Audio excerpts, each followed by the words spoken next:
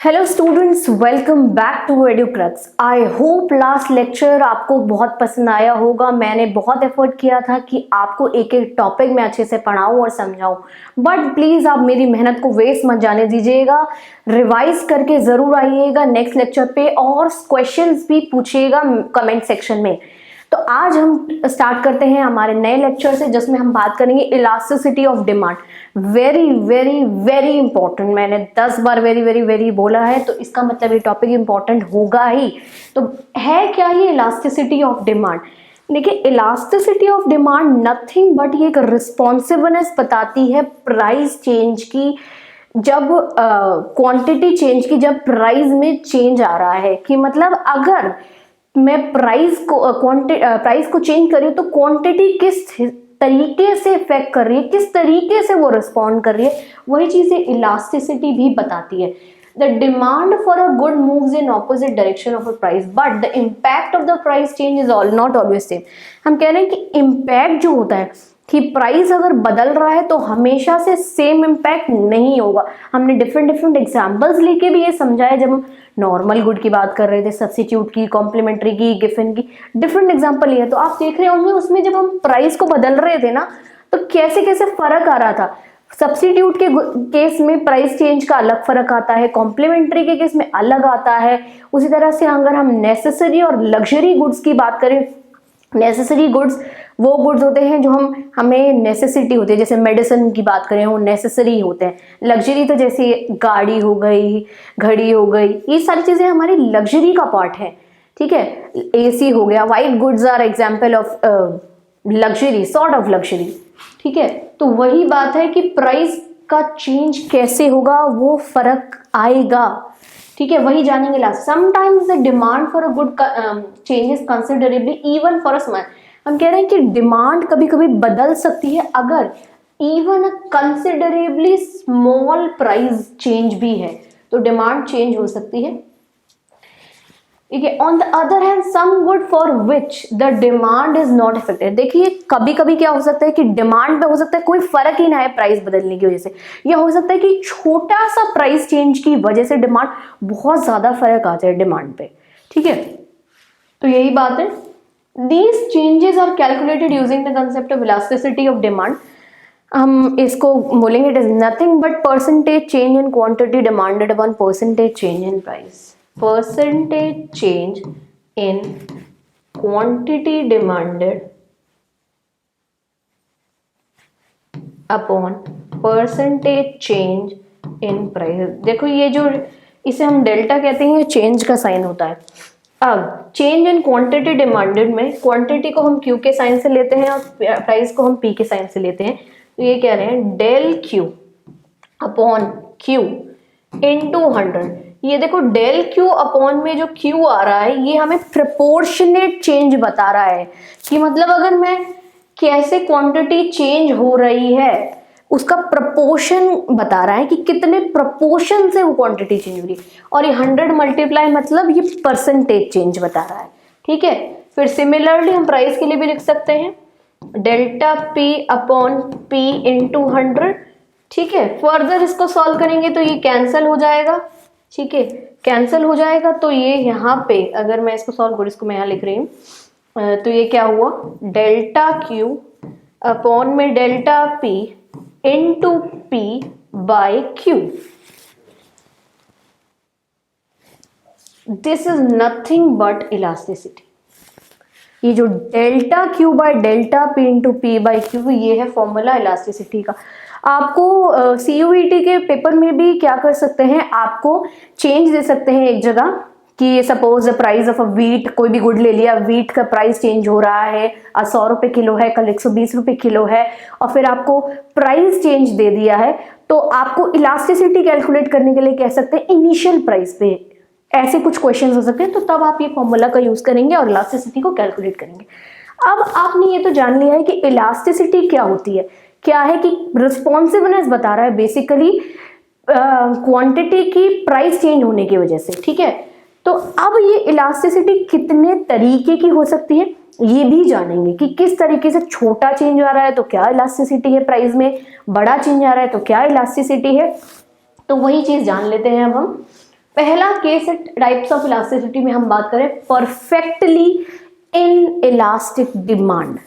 Perfectly in elastic demand की जब बात करते हैं तो ये क्या है, हम as the definition says if the quantity demanded does not change according to the change in the price, this is known as perfectly inelastic. तो इसका मतलब क्या कह रहे हैं, जो हमारी क्वांटिटी है वो तो सेम है पर प्राइस जो है वो चेंज हो रहा है, ये जो रिलेशनशिप बताएगा तो उसे कहते हैं परफेक्टली इन इलास्टिक डिमांड का। आप ये हमारा मैंने एक शेड्यूल बनाया है प्राइस और क्वांटिटी का। आप देखिए प्राइस चेंज क्या हो रहा है, 10 से 20 से 30, पर क्वांटिटी जो सेम है। अगर मैं इसे प्लॉट करूं, यहां पे मेरा क्वांटिटी है, यहां पे प्राइस है,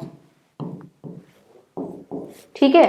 तो यहाँ पे अगर क्वांटिटी और प्राइस का अगर मुझे रिलेशन लेना है तो प्राइस को मैं मार्क करती हूँ 10, 20, 30, ऐसे ही देखो प्राइस चेंज हो रहा है पर क्वांटिटी क्या है, सिर्फ 10। तो क्या हमें ग्राफ मिल रहा है, ये जो पैरेलल टू वाई एक्सिस हमें एक ग्राफ मिल रहा है। ग्राफ क्या है, पैरेलल टू वाई एक्सिस। ये है हमारा परफेक्टली इनइलास्टिक डिमांड का, कि क्वांटिटी जो है वो डज नॉट चेंज बट जो प्राइस है वो चेंज हो रहा है, that is perfectly inelastic demand curve.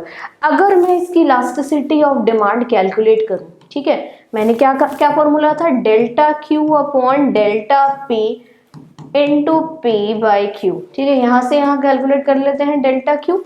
Delta Q क्या है यहाँ पे, 10 minus 10 nothing but 0। Delta P क्या है, किसी से भी ले लो आप, इन दोनों को ही ले लो, जैसे 20 माइनस 10 ले लो। प्राइस एक पर्टिकुलर प्राइस पे ले लो। हम यहाँ पे प्राइस को इनिशियल प्राइस ले लेते हैं, इनिशियल प्राइस पे ही कैलकुलेट किया जाता है मैक्सिमम केसेस में। इनिशियल प्राइस क्या है 10 और इनिशियल क्वांटिटी तो चेंज ही नहीं हो रही है, तो 10/10 चेंज हो गया, ये कट गया, ये 0 है। तो क्या हुई इलास्टिसिटी ऑफ डिमांड, 0। मतलब इसको ईडी से डिनोट करते हैं, elasticity of demand equal to 0। यह परफेक्टली इनइलास्टिक डिमांड। अब बात करते हैं इन इलास्टिक डिमांड कर्व की। पहले बात करती परफेक्टली इनइलास्टिक, ठीक है। अब बात करते हैं इन इलास्टिक डिमांड कर्व की। परफेक्टली इनइलास्टिक, ये अभी हम परफेक्टली इलास्टिक, अभी ये स्पेशल केसेस हैं जिसमें एक या तो प्राइस बिल्कुल नहीं चेंज हो रहा है या क्वांटिटी बिल्कुल नहीं चेंज हो रही है। But in elastic demand curve की बात करें, हम वेरिएशन की बात कर रहे हैं, जब जो इलास्टिसिटी ऑफ डिमांड 0 से इंफिनिटी के बीच में वेरी करती है, इनके बीच में जो इलास्टिसिटी लाई करती है, जैसे 1 हो गया या ग्रेटर देन 1 हो गया, लेस देन 1 हो गया, तो इन सारी इलास्टिसिटीज को हम डिफाइन करेंगे। ये इन इलास्टिक डिमांड कर्व क्या होता है, if the quantity demanded changes less than the price, मतलब delta q less than delta p की बात कर रहे हैं, change in quantity demanded is less than the change in the price. तो इस केस में जो हमारी इलास्टिसिटी ऑफ डिमांड होती है वो लेस देन 1 आ जाती है। आप कैलकुलेट करके भी इसे चेक कर सकते हैं कैसे आती है। तो उस केस में हमें in elastic demand curve obtain होगा, ठीक है। ये प्राइस है, ये क्वांटिटी है, इसको मार्क करते हैं, ठीक है। ये है क्वांटिटी, ये प्राइस, ठीक है। प्राइस जब 100 है, सॉरी प्राइस 100 है और प्राइस 400 है। प्राइस 100 है तो क्वांटिटी कितनी है हमारी, एक मिनट, क्वांटिटी तो 10, 20 ऐसे चलती है। जब प्राइस 100 है तो क्वांटिटी कितनी है 20, और जब प्राइस 400 है तो क्वांटिटी क्या है, ये आ गया हमारा downward sloping in elastic demand curve. In elastic demand curve की जो स्लोप है ना, यूजुअली वो स्टीपर आती है और इलास्टिक की यूजुअली फ्लैटर आती है। जब हम कंपैरिजन करेंगे ना, जब मैं आपको इलास्टिक की बना के दिखाऊंगी, एक ऐसी बनाती है स्टीपर टू और दूसरी आती है फ्लैटर। ऐसे फर्क होता है क्योंकि प्राइस चेंज में फर्क आ रहा है तो स्लोप भी और उसी तरह से इफेक्ट हो रही है। अब बात करते हैं इन इलास्टिक डिमांड कर्व के बाद, जो कि है इलास्टिक डिमांड। इलास्टिक डिमांड क्या होती है, percentage change in quantity elastic demand कहती है कि percentage change in quantity is greater than the percentage change in price. क्या है? परसेंटेज चेंज जो है क्वांटिटी में वो क्या है? Is more than percentage change in price. Percentage change in quantity demanded ज्यादा है तो del Q by del P into P by Q को कैलकुलेट करेंगे जब हम, तो ये वाला चेंज ज्यादा आएगा। तो इससे जब हम कैलकुलेशन करेंगे तो इलास्टिसिटी ऑफ डिमांड हमारी ग्रेटर देन 1 आ जाएगी। आप इस ग्राफ के थ्रू भी कैलकुलेशन कर सकते हैं। मैंने आपको कैलकुलेशन का तरीका बता दिया है कि हम कैसे कैलकुलेट करते हैं। फिर हम जब इसको प्लॉट करेंगे जब, तो आप क्या ऑब्जर्व करेंगे, देखिए ग्राफ के थ्रू ही प्लॉट करते हैं।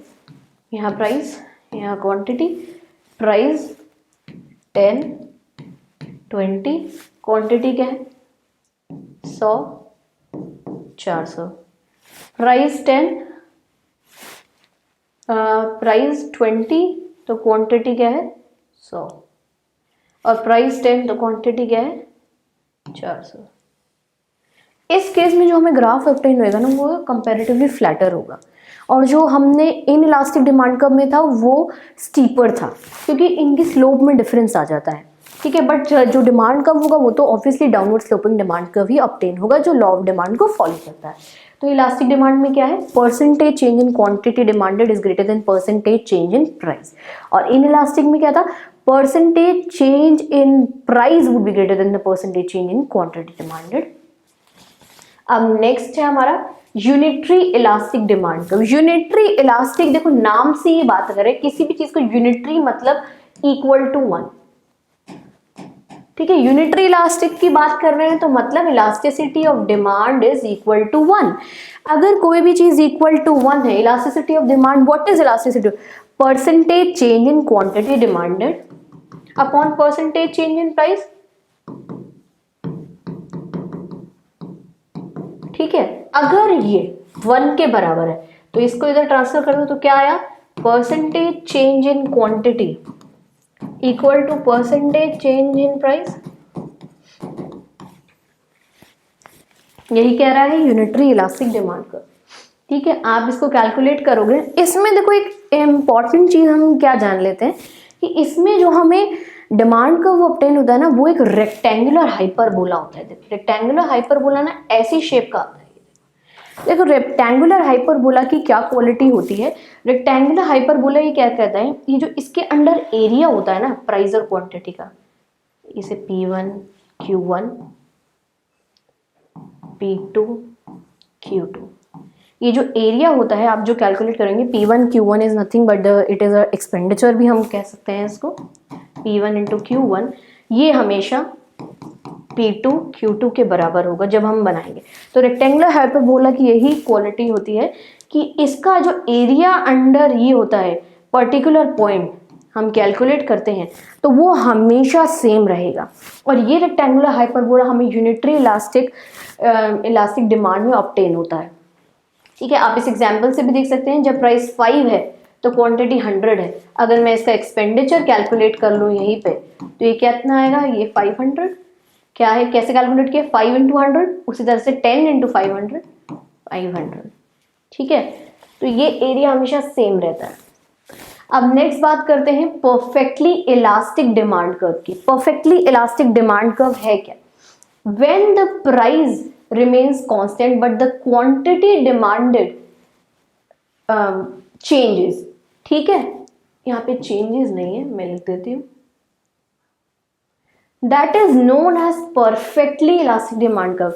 मैंने जब आपको परफेक्टली इन इलास्टिक डिमांड की बात करी थी तो उसमें हमने क्या नोटिस किया था कि क्वांटिटी डिमांडेड चेंज हो रही है, क्वांटिटी डिमांडेड जो है कांस्टेंट है बट प्राइस चेंज हो रहा है। बट अब क्या है, अब ये जो हमारा स्पेशल केस है, प्राइस तो सेम है, क्वांटिटी डिमांडेड क्या है, डिफरेंट है। तो इस केस में क्या है, पहले हमने जो हमारा डायग्राम आया था ग्राफ वो था पैरेलल टू वाई एक्सिस। अब जो ग्राफ ऑब्टेन होगा एक पर्टिकुलर प्राइस पे, क्योंकि प्राइस सेम है जो 10 है, यहाँ क्वांटिटी वो हॉरिजॉन्टल आएगा, इट इज हॉरिजॉन्टल और it is parallel to x axis. ये देखिए क्वांटिटी जो है 10 20 30 ऐसे है। अब इस केस में परफेक्टली इलास्टिक डिमांड कर्व के केस में अगर मैं इलास्टिसिटी ऑफ डिमांड को कैलकुलेट करूं तो del Q upon del P into p by q, del q calculate करूंगी तो 20 minus 10, del p 10 minus 10 into p initial price पे कैलकुलेट करते हैं, यहाँ पे जीरो आ गया, नथिंग बट इन्फिनिटी। तो परफेक्टली इलास्टिक डिमांड कर्व में इलास्टिसिटी ऑफ डिमांड किसके बराबर है? Infinity, infinite. और ग्राफ कैसा आएगा? It will be parallel to x axis. तो यहाँ से क्वेश्चन ये बन सकता है कि आपको क्या कह रहे हैं, वो कह रहे हैं कि suppose the demand curve is perfectly elastic demand curve, so what will be the shape? तो आपको ये वो शेप दे सकते हैं, डाउनवर्ड स्लोपिंग है, पैरेलल टू एक्स एक्सिस है, पैरेलल टू वाई एक्सिस, इस तरीके के क्वेश्चन बनने के बहुत चांसेस हैं। तो ये आप जान लीजिए कि परफेक्टली इलास्टिक और perfectly in elastic demand curve में क्या फर्क है। ठीक है, अब नेक्स्ट हम मूव करते हैं अपने कांस्टेंट इलास्टिसिटी डिमांड कर्व के टॉपिक्स पे। As the name says constant elasticity demand curve, यहाँ क्या बात कर रहे हैं कि सपोज हमारी इलास्टिसिटी जो है वो सेम रहती है थ्रू आउट, मतलब चेंज नहीं हो रही है, एक कांस्टेंट इलास्टिसिटी मेंटेन्ड है। तो ये तीन केसेस आते हैं, इलास्टिसिटी 0, इलास्टिसिटी इंफिनिटी और इलास्टिसिटी 1। इलास्टिसिटी ऑफ 0 ये हमारा आता है परफेक्टली इनइलास्टिक का केस,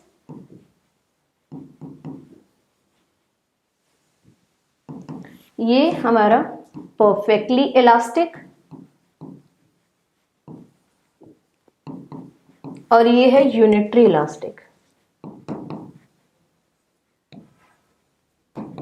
आप तीनों ही केसेस में देख सकते हैं कि इन तीनों केसेस में जो इलास्टिसिटी है वो कांस्टेंट है पूरे डिमांड कर्व के चेंज पे, क्योंकि क्या है कि एक फैक्टर या एक प्रपोर्शन, देखो यहाँ पे 1:1 चेंज आ रहा है तो ओवरऑल जो चेंज है इलास्टिसिटी का वो सेम रहता है। यहाँ पे क्या है, एक ही फैक्टर चेंज हो रहा है और यहाँ पे भी एक ही फैक्टर चेंज हो रहा है, तो जो इलास्टिसिटी है ना पूरे कर्व के अलोंग वो सेम रहती है।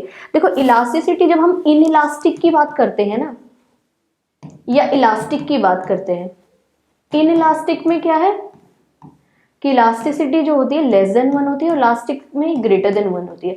तो इसको अगर मैं मार्क करूं तो ये सारे पॉइंट्स क्या होंगे, ऑल दोज पॉइंट्स जो कि लाई करेंगे इन्फिनिटी से 1 तक, और ये क्या है, ये सारे पॉइंट्स जो कि लाई करेंगे 1 से इन्फिनिटी के बीच में, तो वो इलास्टिक डिमांड कर्व को देगा। बट यहाँ पे क्या है, ये कांस्टेंट रह रहा है, सारे डिमांड कर्व पे चेंज नहीं हो रहा है। बस इसी कॉन्सेप्ट में यही है कि ये तीन केसेस है कि constant elasticity of demand curve कब कब होती है। अब सो नेक्स्ट टॉपिक है हमारा factors affecting price elasticity of demand. तो प्राइस इलास्टिसिटी ऑफ डिमांड तो हमने जान ली किस किस तरीके की प्राइस इलास्टिसिटी है, elastic, inelastic, perfectly elastic, perfectly inelastic, unitary elastic, ये सारी हमारी इलास्टिसिटी ऑफ डिमांड है। पर अब हम जानना चाह रहे हैं कि क्यों ऐसी इलास्टिसिटी होती है, इलास्टिसिटी क्यों इलास्टिक है या क्यों इन इलास्टिक है। तो उसके पीछे कुछ फैक्टर्स होते हैं, तो उन्हीं फैक्टर्स को जान लेते हैं। तो पहली बात है हमारी nature of goods. Nature of goods क्या है, ठीक है, कि गुड्स किस तरीके के, किस टाइप का गुड है, या क्या वो नेसेसिटी गुड है या लग्जरी गुड है। देखो नेसेसिटी गुड्स की क्या प्रॉपर्टी होती है, नेसेसिटी गुड्स की ये प्रॉपर्टी होती है कि हम उन गुड्स को तब भी कंज्यूम करते हैं अगर उनका प्राइस बढ़ जाता है, जैसे कई मेडिसिन कि अगर प्राइस बढ़ जाएगा, तो सपोज कोई हार्ट पेशेंट है तो उसको हार्ट की दवाई देना बंद तो नहीं कर देंगे, अगर उसका प्राइस बढ़ भी गया इंसान तो मर जाएगा, क्योंकि it is considered to be necessary items, वो नेसेसिटी है, लाइफ के लिए इंपॉर्टेंट है। तो अगर कोई चीज नेसेसिटी है, ठीक है, तो उसको हम कहेंगे उसकी डिमांड जो है इन इलास्टिक होगी। इन इलास्टिक का मतलब प्राइस चेंज होने पे क्वांटिटी चेंज नहीं होगी, ठीक है। तो percentage change in quantity demanded is greater than the is less then percentage change in price. मतलब अगर प्राइस का चेंज हो रहा है तो क्वांटिटी डिमांडेड का चेंज उससे कम रहेगा, तो ये इन इलास्टिक। बट अगर हम कह रहे हैं गुड एक लग्जरी गुड है, लग्जरी गुड जैसे हमारा कार, मोबाइल फोन्स, ठीक है, ऐसी चीजें की बात कर रहे हैं, या ज्वेलरी, ठीक है, ये सारी चीजें आती हैं हमारे लग्जरी गुड्स में। लग्जरी गुड्स हमेशा यूजुअली कंज्यूमर तभी कंज्यूम करना चाहता है जब उसकी इनकम बहुत ज़्यादा एक अच्छी चीज़ होगी और एक लेविश लाइफ, एक इम्पॉर्टेंट लाइफ, मतलब लेविश लाइफ को मेंटेन करना चाह रहा है, स्टैंडर्ड ऑफ लिविंग बढ़ाना चाह रहा है, तो लग्जरी गुड्स को कंज्यूम करता है। तो अगर लग्जरी गुड्स हैं तो उस केस में हमारी जो वो होगी इलास्टिसिटी, वो होगी इलास्टिक। ये याद रख लीजिए कि लग्जरी के केस में इलास्टिक होती है। इलास्टिक की क्या प्रॉपर्टी होती है कि percentage change in quantity demanded would be greater than the percentage change in price, कि मतलब क्वांटिटी डिमांडेड का चेंज होगा, प्राइस ज्यादा होगा प्राइस के चेंज से, ठीक है।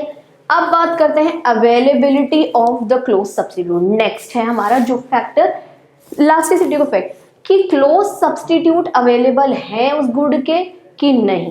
सब्स्टिट्यूट मैंने आपको पहले भी बताया था क्या है, सिमिलर सिमिलर दिखने वाले, सिमिलर यूज वाले गुड्स सिमिलर प्राइजेस पे अवेलेबल, उसी चीज को हम सब्स्टिट्यूट गुड्स कहते हैं। Demand for a good is likely to be elastic if close substitutes are available. अगर सब्स्टिट्यूट्स अवेलेबल हैं तो उसकी डिमांड इलास्टिक हो जाएगी। पर अगर हम कह रहे हैं close substitutes are not available then it is likely to be inelastic. क्यों?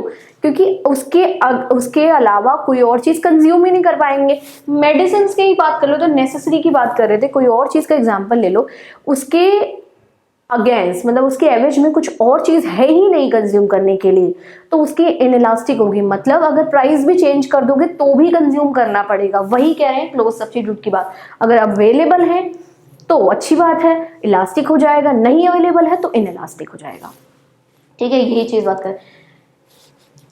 और ये जो इलास्टिक और इनइलास्टिक है ना, एक चीज और बता देती हूँ, इन पे भी डिपेंड करता है आप गुड्स को कैसे ट्रीट करते हो, कि आपके लिए क्या है। एक अगर मैं स्मोकर की बात करूँ ना, तो उसके लिए जो वो होता है सिगरेट्स, उसके लिए ना वो इनइलास्टिक हो जाता है, क्योंकि अगर प्राइस बढ़ भी जाएगा तो भी वो कंज्यूम करेगा ही करेगा, तो उसके लिए वो इनइलास्टिक है। तो माइंडसेट, कंजम्पशन, इन चीजों पे भी ये डिपेंड करती है, ठीक है। प्रेफरेंसेस, मतलब बेसिकली प्रेफरेंसेस पे भी आपकी इलास्टिसिटी चेंज हो जाएगी। इसमें मैंने आपकी किसकी बात करी, एक स्मोकर के लिए, किसके लिए, सिगरेट इनइलास्टिक हो जाएगी। ये लोग हमारे सच्चे टैक्स पेयर होते हैं, स्मोकर्स, ये तो आप जानते ही होंगे।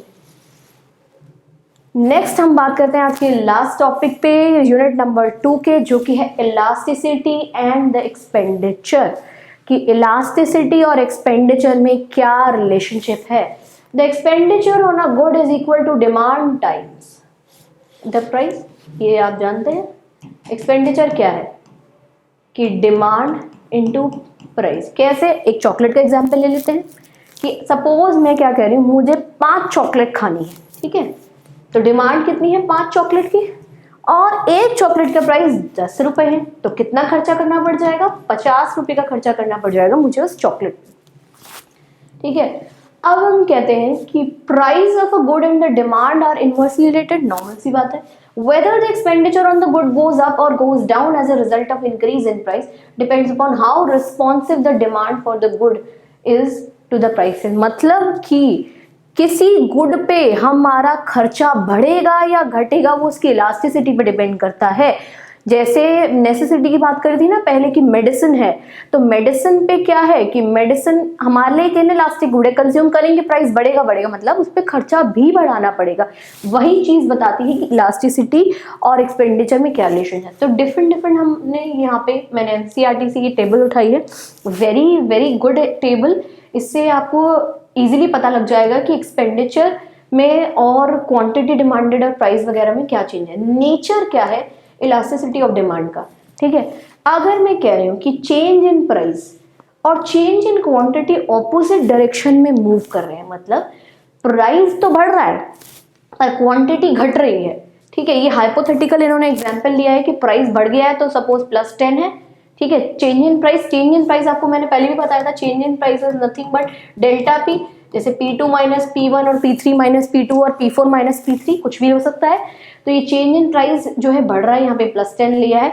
पर चेंज इन क्वांटिटी जो कि है Q2 माइनस Q1 और Q3 माइनस Q2 कुछ भी ले लो, तो ये यहाँ पे ये घट रही है। तो टोटल एक्सपेंडिचर क्या हो रहा है, टोटल एक्सपेंडिचर उस पे बढ़ रहा है। तो ये क्या है, नेचर ऑफ इलास्टिसिटी यहाँ पे क्या है, price in elastic. Percentage change जो परसेंटेज चेंज है प्राइस में, और percentage change in price is greater than the percentage change in quantity. ठीक है, तो ये प्राइस इन इलास्टिक है यहाँ पे। तो ये क्या कह रहे हैं, अगर प्राइस इन इलास्टिक है तो एक्सपेंडिचर क्या है, उस पर बढ़ रहा है। सिमिलरली हम क्या कह रहे हैं, अब क्या कह रहे हैं, ये प्राइस इन इलास्टिक है तो ये एक्सपेंडिचर बढ़ रहा है। अब दोबारा से हम क्या कह रहे हैं, प्राइस भी बढ़ रहा है, क्वांटिटी घट रही है, ठीक है। बट अगर टोटल एक्सपेंडिचर उस आइटम पे कम हो रहा है तो वो गुड क्या है, इलास्टिक है। इलास्टिसिटी ये है। हम क्या करें, मेनली इन दोनों टेबल को हमें कंसिडर करना है कि कैसे चेंज हो रहा है एक्सपेंडिचर और इलास्टिसिटी में क्या फर्क है।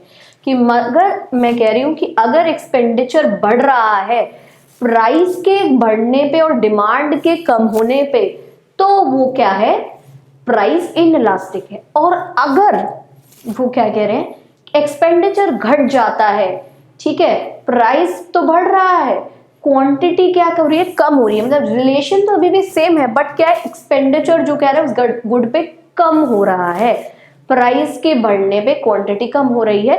ये तो लॉ ऑफ डिमांड बताता है। बट जो परसेंटेज चेंज है वो क्वांटिटी डिमांडेड का परसेंटेज चेंज जो है डिमांड का, इसका ज्यादा है, इसका कम है, तो then there will be a fall, price elastic. Similarly हम फर्दर एग्जांपल से अगर ये करेंगे, फिर price is rising but demand is falling, पर कोई चेंज नहीं आ रहा एक्सपेंडिचर में, तो यूनिट इलास्टिक है। बट अगर ये देखिए, ये तो सारा डिमांड का भी बताता है, प्राइस फॉल कर रहा है, डिमांड बढ़ रहा है। बट अगर कह रहे हैं कि एक्सपेंडिचर इज राइजिंग तो प्राइस इलास्टिक है।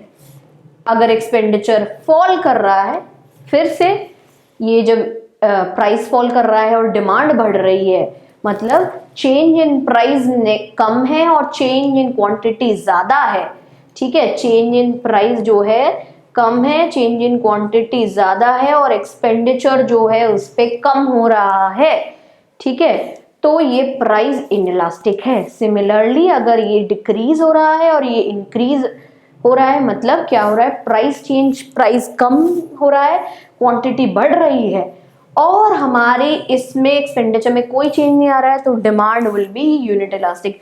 देखो, आपको इसको समझने के लिए आप बेटर है कि आप इस चीज़ को पहले अच्छे से जान लीजिए और फिर उसके बाद इसको मेमोराइज कर लीजिए, कि ताकि कोई कंफ्यूजन ना रहे।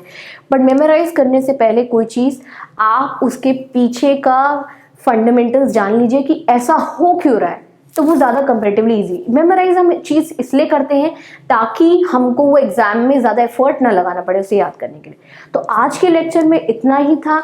हमने इस टॉपिक के साथ अपने यूनिट नंबर 2 को कंप्लीट कर लिया है। आई होप स्टूडेंट्स आपको सारी चीज़ें क्लियर होगी। फर्दर आपके कोई भी डाउट्स हो तो आप कमेंट सेक्शन में आकर पूछ लीजिएगा। नेक्स्ट वीडियो में मैं आपको बताऊंगी कि किस तरीके के क्वेश्चंस बन सकते हैं यूनिट नंबर 2 से। तब तक आप ये सारी चीज़ रिवाइज करके आइएगा। That's all for today. Thank you so much students.